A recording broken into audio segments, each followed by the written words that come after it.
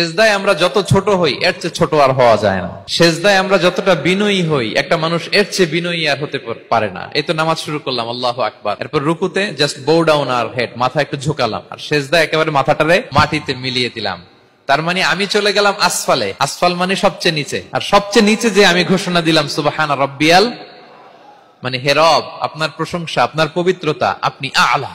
আল্লাহ, আমি আর নিজেকে এর চেয়ে তুচ্ছ করতে জানি না, এর চেয়ে ছোট আর করতে পারি না। আমি আমার নিজেকে উজাড় করে দিলাম, সবচেয়ে ছোট, তুচ্ছ, নগণ্য করে আপনার সামনে উপস্থাপন করে আমি ঘোষণা দিচ্ছি সুবহানা রাব্বিয়াল আলা। পবিত্রতা সেই রবের যিনি আলা, সর্বোচ্চ। সুবহানাল্লাহ পড়েন।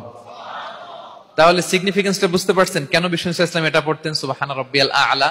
কারণ আমি থাকি সবচেয়ে আসফালে, নিচে, আর তখন আমি ঘোষণা দেই glory be to Allah the most high, the most high, the most high, আলা।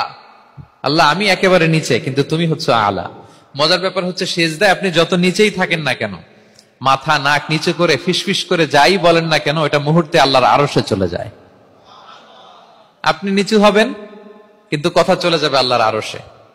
এজন্য বিষ্ণু ইসলাম বলতেন মান তাওয়াদা তারাফা, যে নিচু হয় আল্লাহ তারে টেনে উপরে উঠায়। আপনি সেজদা দেওয়া মানে কি? নিচু হওয়া, ছোট হওয়া। তো বিষ্ণু ইসলাম বলেছেন বেশি বেশি সেজদা দাও, তাহলে আপনার মর্যাদা সম্মান বাড়াই দিবে কে?